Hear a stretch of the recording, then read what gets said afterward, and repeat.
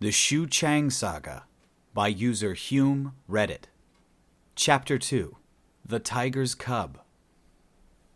When the group and their lone human guest returned to Gao, Myun had hoped that she'd at least be able to skip her classes for a little while. Alas, it wasn't to be.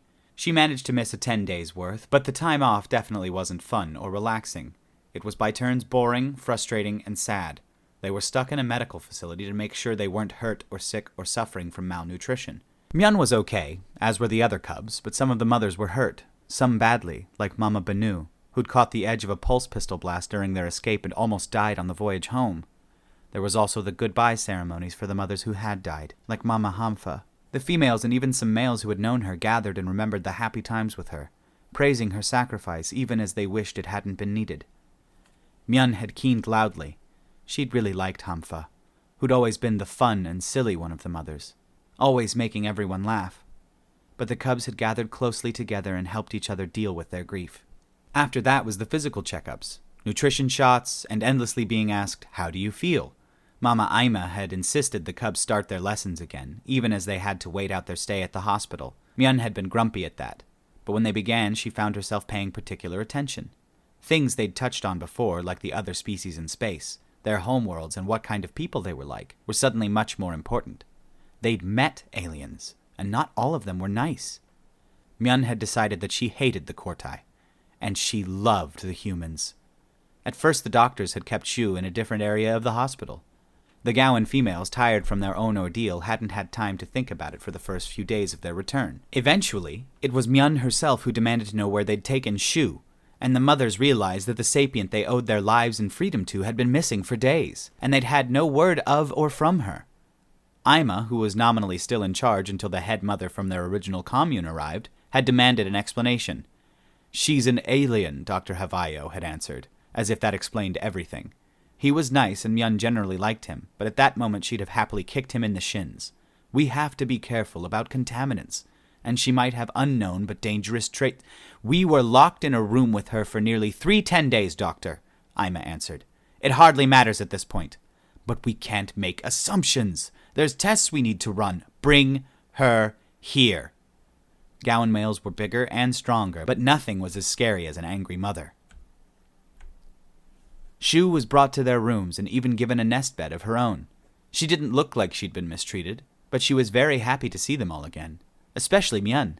The first thing the cub had done when she'd seen her was dash over and latch onto her arm. The human had dipped down and let her climb onto her back like a newborn, lifting her with effortless strength.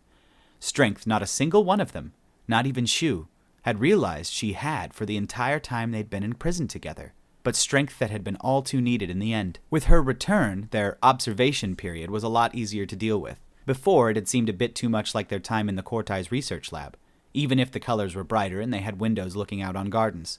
They were still locked in together, and doctors would come and occasionally take someone for more tests, which was scary even if they came back healthier than before. Myun knew she wasn't the only cub to feel that way, and some of the mothers were edgy. But now Xiu was back, and they all knew nobody could keep her locked in if she didn't want to be. Even the mothers, who were a little bit scared of the human, were happier with her there. Myun demanded that Xiu be there when it was her turn to get her Kortai suppressor chip taken out. The human didn't really know what was going on, but she followed when the little cub grabbed her hand when the doctor came, and held her paw as a small patch of the cub's fur was shaved away. The chip was in deep, and the doctor had to numb a small section of her neck so they could excise it. Xiu's suspicious apex predator stare had made the doctor nervous, but Myun squeezed her hand to let her know it was okay. Taking the chip out didn't take long at all, and afterward the doctor sealed the wound shut with dermal glue. After that, she'd wanted to be there when they took the chip out of Xiu. But then they told her they wouldn't be taking the chip out of her. Myun had thrown a fit because they'd said that if they left the chip in, it would weaken their immune systems, and they'd get sick more often, even if they wouldn't pass the illness on to anyone else. She didn't want Xiu to get sick. It was Mama Aima that took her aside and explained that Xiu had exactly the opposite problem. Her immune system was too strong. The colds that could make her sick were just as strong, too strong for any Gaoan to survive. And so Xiu had to keep her implant, and the doctors had to make sure it was always working. Myun had reluctantly accepted that. The doctors did lots of tests on the human. Sometimes she looked scared, but Myun remembered how Mama Hamfa would hold her paw when she got scared of the doctor. So Myun did the same thing, squeezing Xiu's strange, furless digits between her own. Whenever blood was needed, Hamfa would make the doctors draw it from her first, to show the little cub that it wasn't a bad thing. So she did the same, and found that it was a whole lot easier to be brave when you were being brave for someone else. Mama Ima had looked at Myun proudly. "You're going to make a very good mother someday," she'd said. Myun had been embarrassed and warmed by the praise. Sometimes the doctors seemed interested in things that had nothing to do with keeping Xiu healthy, like how hard she could hit, or how her species would breed. They would whisper words that Myun didn't understand but found threatening, like biopsy or endoscopy. These were words Myun had heard while they'd been kept by the Kortai, and she didn't like them at all. The mothers didn't like them either, and by the time the hissing and snarling was done, the doctors were nearly hiding inside their overalls. They still had hopes of having cubs of their own someday, but Mama Ima had made it very clear it would never happen if she heard they were mistreating their guest. After that, they were a lot nicer. Xiu didn't speak Gaori, and she looked upset and confused often as the arguments raged around her. Mama Garmin had looked at trying to get a translator, even though the devices were expensive, but apparently there was a big fuss with the other races, something that made asking for a translator that could speak human a big deal, and they couldn't get one. So Myun took it upon herself to teach Xiu. She brought her computer slate with her when she'd visit after her morning lessons, and she'd show her friend the little animated videos, and read along with her as the teaching program spoke the sentences. The Leighton bird threw the seed in the water. Mother Mamo is wearing her warm yellow overalls. By the time they were finally released from the hospital a 10-day later, Xiu was able to speak halting sentences, to indicate when she was hungry or had to use the toilet. She could say please and thank you. Mama Rumori had said those were the most important words in any language. The doctors seemed surprised by how quickly she became understandable. Mama Yolna snidely asked whether they'd forgotten Xiu was sapient, as Myun looked on admiringly, looking forward to the day when she'd be old enough to use that tone of voice and not be scolded. It was a relief to settle back into a proper commune, even if the circumstances were terrible. Originally, they had all planned on migrating to a commune on the colony of Gorai, but after the tragedy of their journey and kidnapping, they had no heart to try again. All of their belongings had been destroyed with the ship, but their original commune on Gao welcomed them back with open arms, even with their highly unusual new member. Myun even managed to get back her old nest bed in the cub's dorm, but no matter how much she argued or spit or stomped her feet, Xiu didn't get a nest bed beside hers. One of the first things they'd asked when they thought Xiu would understand was how old she was, and she'd said that she was relatively young, old enough to mate. Her furless skin had turned a strange shade of pink, but never having had a cub of her own. That meant she wasn't a mother, but with her adoption into the clans she could be considered a sister, and so she slept in the dorm with the other mature females who weren't mothers. Myun could tell that Xiu was often overwhelmed, sometimes frightened or sad. For the first day she didn't leave her bed, but on the second day Myun barged her way into the sisters' dorm and dragged her out into the common area of the commune. The walkways that connected the various buildings, lined by gardens carefully tended by the sisters. Myun knew that some species didn't have time or interest in nature, preferring space stations and starships and the artificial. Gaoians weren't like that. Her people liked trees and flowers and other green things, and being out under the blue-green sky, and the soft feel of the breeze against fur. Judging from how much happier Xiu seemed, her people were the same. So Myun made sure to drag her outside every day, even though the winter was coming and the air was getting chill. She'd thought humans would dislike the cold more since they didn't have fur, but Xiu never complained. She also made her come to the main hall for meals, and the learning center where they'd work together on Xiu's vocabulary. And most heartening of all, she began practicing her battle dance again, in a quiet area where the cubs would sometimes play. Myun beside her just like when they were imprisoned together. Sometimes she felt like she was mother to Xiu.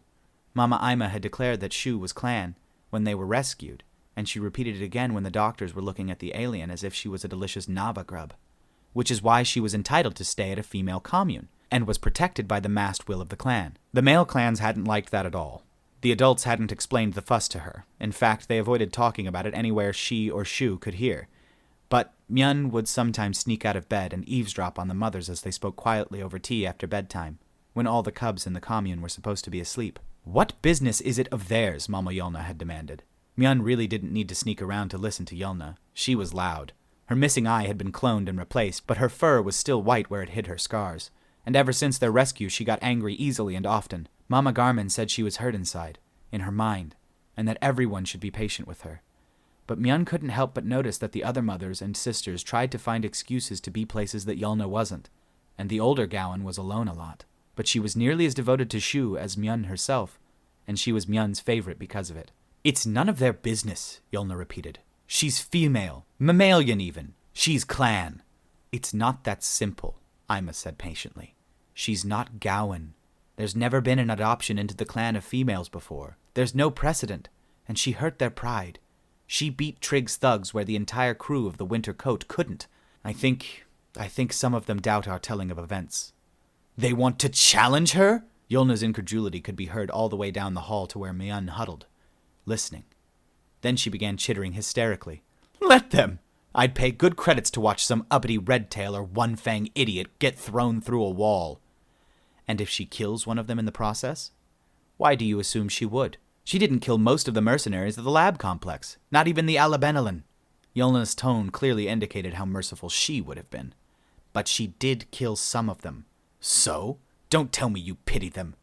I will not mourn a single one of those butchers, Ima growled. But I won't ignore how they died either. Why would clearly Ima knows something we do not, interrupted Mama Gammon, ever the peacemaker. Can you explain? It's something the scientists learned from her, Ima replied tiredly. Her people, they have, well, instincts, I suppose. They can learn emotional response to such a degree that it becomes unconscious, without needing to think about it. So? Yolna challenged. That's hardly unusual. I don't need to think about where I put my feet when I walk across a room, or how to move my muzzle when I speak. You learned all that when you were barely a cub, she replied. Xiu's people are different. They retain the ability well into adulthood. They can train themselves to react without thinking. And Xiu is trained in battle. There was a pause. I am not complaining or claiming superiority. Threaten a cub and none of us will consider before attacking either. But we know what our triggers are. What are hers? Do you think she's a danger? Amatrivai asked softly. There was another pause, and Myeon had the feeling that Ima was thinking her answer over carefully. No, I wouldn't consider her clan otherwise. But have you seen her when she practices her battle dance, her gung fu? I don't mean the slow, careful things she's teaching Myeon. I mean when she goes out into the yard alone. She's very fast, Garmin admitted. I can see how she took apart that Kortai's brutes so easily. She's not there, Ima said, and her voice was sharp. What you saw was Xiu's body, moving without the assistance of her mind. She calls it meditation, and she says it is restful, like sleeping, except while awake. But it's so long and complex. Yes, it is, isn't it? Ima agreed grimly. And yet it's the product of what she calls a still mind. It's an example of what she's capable of without even thinking. The mothers were all silent for long moments. Xiu is my friend, Ima said resolutely. I would be glad to call her sister, and not just because she helped free us and protect the cubs. But we mustn't forget that she is a complex alien being. There will be surprises, not all of them pleasant.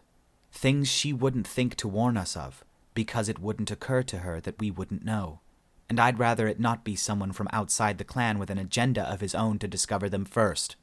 Myeon had quietly padded back to her nest bed, confused by the conversation. It had sounded like Mama Ima was saying Xiu could be scary, but wasn't.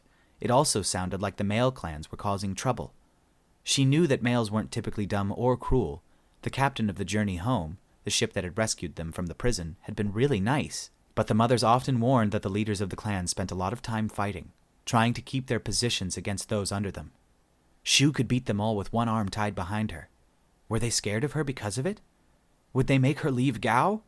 Fortunately, just a few days after the overheard conversation, Xiu was visited by none other than the Mother Supreme Gyomai. It was Myeon's first time seeing the Mother Supreme in person. She'd only ever seen her on holovid in school. The elder female's fur had turned almost completely silver, and she radiated a stern authority that made everyone dip their heads as if they were just cubs themselves. Gyomai ordered everyone, even her own assistants, out of the meeting room, and sat down to tea and sweetbreads with their alien visitor. Myeon had sat outside the room along with the mothers, who were all sitting quietly and pretending they weren't straining their ears to hear any of the quiet conversation that was happening inside the room. Ima tried to make the lone cub go back to the playground or the learning center, but a display of childish cunning, Myeon said she would go if Mama Yolna took her, and Yolna wasn't going anywhere. The meeting took a long time, but Myeon didn't fuss or act bored to give the adults any reason to want her to leave, which put her ahead of some of the sisters, she noticed. When the doors opened, everyone leapt to their feet as Gyomai walked out. her expression inscrutable. She turned to regard Xiu, who stood in the doorway and looked back calmly, her black and white eyes so similar to a Gaoan's. Then the human had bent at the middle, dipping her upper body toward the Mother Supreme. It was unmistakably a gesture of respect, and Myeon knew she didn't imagine the pleased look in Gyomai's eyes. Mama Garmin led the commune, so she escorted Gyomai and her assistants outside, where they exchanged a few words before the Mother Supreme boarded her personal shuttle and set off back to the planetary capital. When Garmin returned, it was with a confused look as she was nearly swarmed by the other females. "Well?" demanded Yulna. Garmin looked flabbergasted. "She said that Xiu likes habera cakes." Myeon wrinkled her nose. Nobody liked habera cakes. She'd tried one once, finding it too bitter and the texture was weird. Apparently the Mother Supreme had a fondness for them from when she was a cub, though that had to have been so long ago Myeon couldn't even imagine it. "What?" Yulna asked, her voice subdued for once. What does that have to do with anything?" "I don't know!" Garmin gestured helplessly. They got their answer the next day, when the announcement was broadcast that Xiu of Clan Chang of Earth had been formally adopted into the clan of females. The various male clans grumbled and spit, but in the end their opinions didn't matter. Myeon was elated. That had all happened several months before. With the crisis done, Myeon threw herself into her schooling, determined to learn as much as she could to pass it on to Xiu. After all, she was a sister now, and barely knew anything about Gao or its people. But she was too old to come to lessons with the other cubs. She also tried to learn as much as she could about humans and their homeworld. The clan was still looking for Earth, sponsoring the few captains who explored beyond Gaoan space, making quiet inquiries with the other races at the same time. Their investigation found some surprises. An unidentified alien had helped defeat a hunter attack of all things at a space station belonging to the Vizcatic domain. His species hadn't been identified, but as soon as they saw the holovids, they knew he was a human, male and hairier and bigger than Xiu, but unmistakably the same species. There were also unconfirmed reports of an alien that almost single-handedly turned the fortunes of the beleaguered Dominion in their war with the Kelzai, a creature that, for some reason, went by the name of human. Mama Yulna had chittered so hard she almost fell out of her chair. It seemed as though that despite the obstacles the other galactic polities were putting into the path of the unaligned Gaoans, it would only be a matter of time before the human homeworld could be found, and Xiu could go home. As sad as it was to think about her leaving, Myeon knew her friend missed her home clan, her sire and her true mother. How strange that she knew who they were. She had decided that when Xiu went home, she wouldn't whine or make a fuss or do anything to make her friend feel bad about it. She also decided, equally resolute, that she'd go with her, to Earth, where everyone was strong, where they learned amazing battle dances and even a hunter attack was a joke. Myeon wanted to learn how to fight like a human, so that the next time the Kortai tried to take them, she could stop them.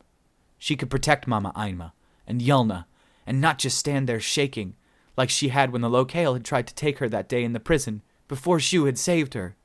That was why she was outside, on a crisp winter day, practicing the little bit of gung fu Xiu had taught her.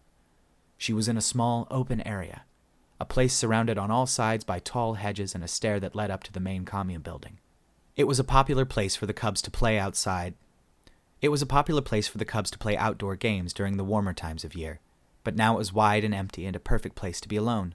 A light dusting of snow covered the stone seats along the walls and the pebbled ground, but her fur and overalls kept her warm. Xiu was hesitant to teach her. In her pidgin Gaori, she'd explained that she wasn't experienced enough to be a teacher. She was just a student herself. She didn't even consider herself a fighter. Apparently what she really wanted to be was a storyteller, and she'd learned gung fu to be able to tell her stories better. Myeon wasn't sure how that worked, but whatever. She begged and begged until Xiu relented and showed her some very basic movements. She learned those movements with the zeal of a fanatic. It was hard, as a Gaoan couldn't move like a human. Myeon wasn't able to lift her legs anywhere near as high, and her center of balance was higher even though she was shorter. But she adapted the movements to what she could do, and when Xiu saw how devoted she was to learning, she added a few more, after checking with the mothers to make sure it was okay. After that, she was endlessly patient, and Myeon got the impression that Xiu was happy to be doing something, contributing in some way to the commune. The two would go down to the gaming area and practice, in the slow, steady manner that Xiu insisted on. Only once had the cub managed to talk her into showing her how the battle dance was supposed to really be, when she would unleash herself and use all the speed and strength the human possessed.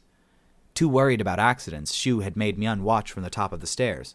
The cub had watched, transfixed as her friend became motion incarnate, even the snow rising up to swirl around her. What Myeon was being taught was nowhere near as fast or violent. It was gentle and slow and relatively easy for the little cub to emulate. Myeon had protested at being taught easy stuff, but in a rare moment of annoyance, Xiu had said Taiji was how she had started. And if Myeon didn't want to learn it right, then Xiu wouldn't teach her at all. The cub had been chastened, especially when Mama Yolna, who normally cared nothing about discipline, had stomped around the corner and voiced her agreement. They hadn't forbidden her from extra practice, however, so she would arrive at their practice area almost as soon as morning lessons were done and run through the motions she knew. Xiu had said there were 108 movements, and Myeon had memorized almost 30, although she still had to think and remember each one in turn. If she could do Xiu's meditation, she'd shown no signs of it. She still tried. Each night before going to sleep, she would sit in her nest bed in the dorm with her eyes closed, trying to concentrate on just her breathing and letting her mind go blank. Just as Xiu had explained, it got her a lot of strange looks from the other cubs.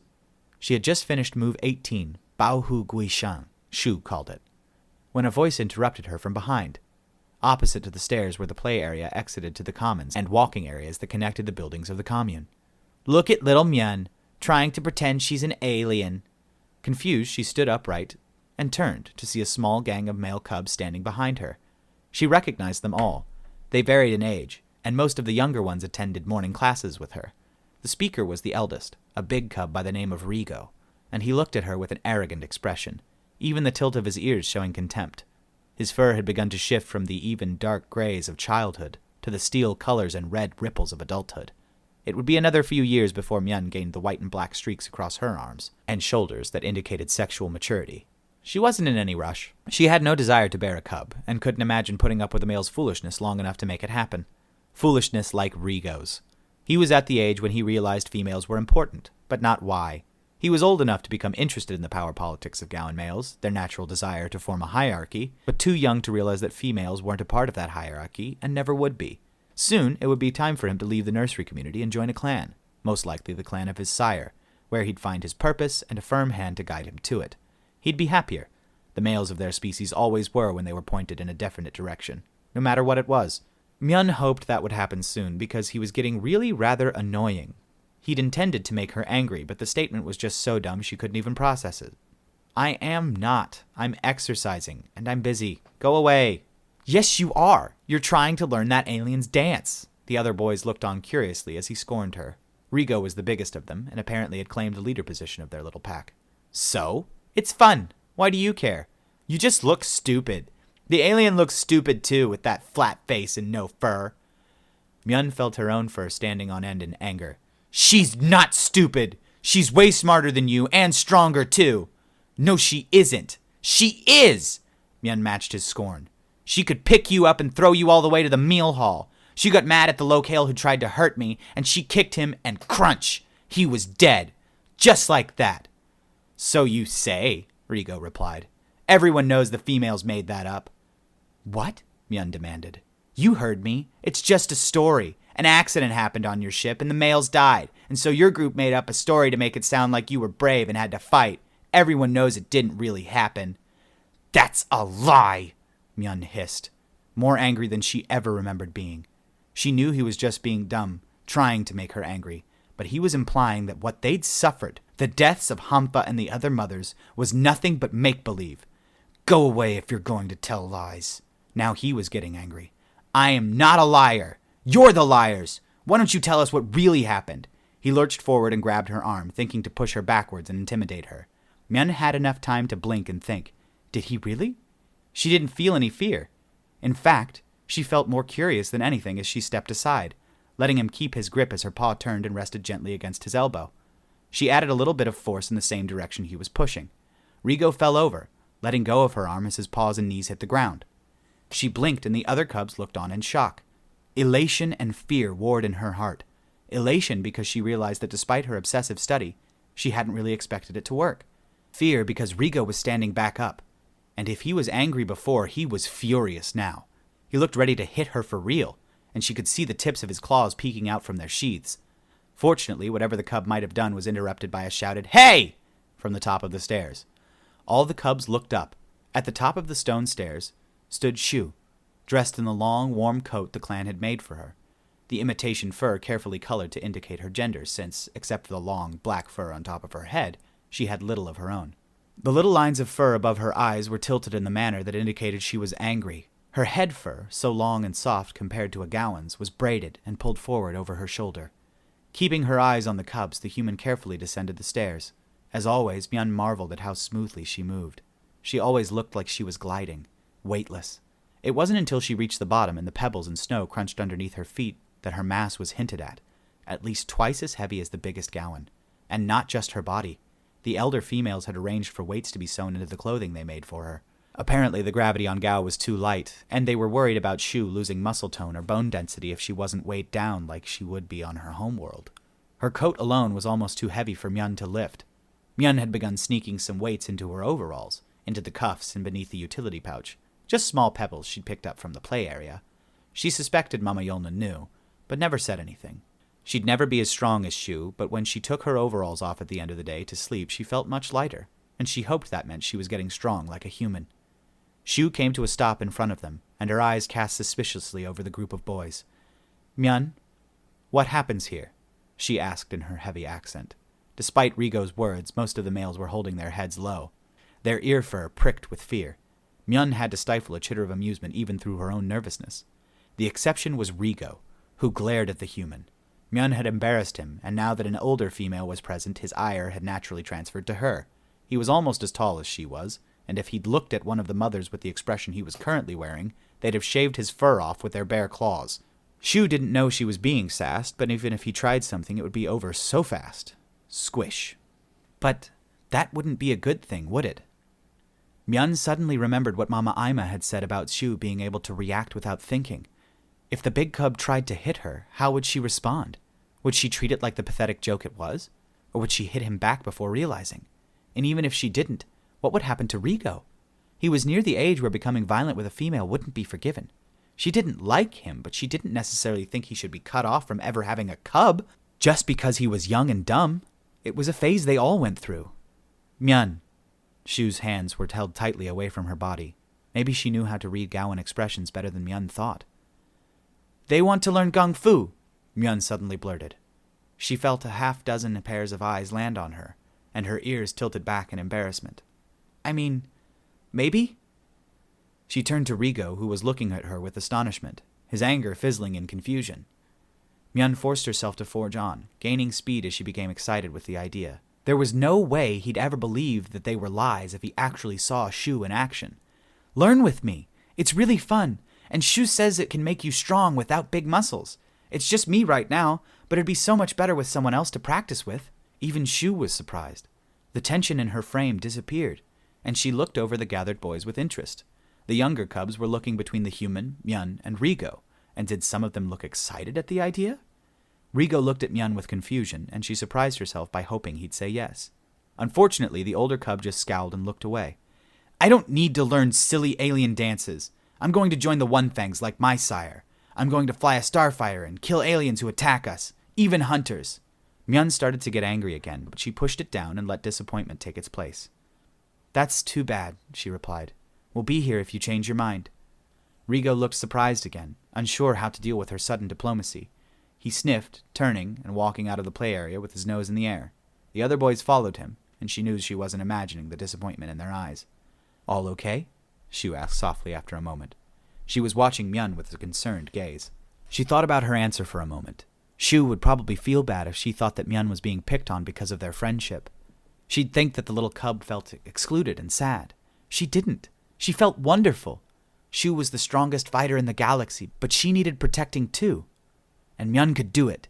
She was clan, and clans stuck together. She didn't say this, she just sniffed dismissively in the direction the other cubs had left. "Boys are dumb," she said, and felt happy as Xiu laughed her strange human laugh. Then the two began practicing Tai Chi, and Myeon didn't complain, not even inside her own mind. By the end, she'd memorized another 2 movements, and they left so Myeon could do her homework, and Xiu could offer her help in the kitchens with the end-of-the-day meal. When they returned the next day, they found Fallow, the smallest and most timid of Rigo's group, waiting in the play area. The little cub shyly asked if he could join the 2 females in learning the human battle dance. After getting a confirming assent from Xiu, Myeon gave him a welcoming hug. Then they began to practice together, and Myeon felt right.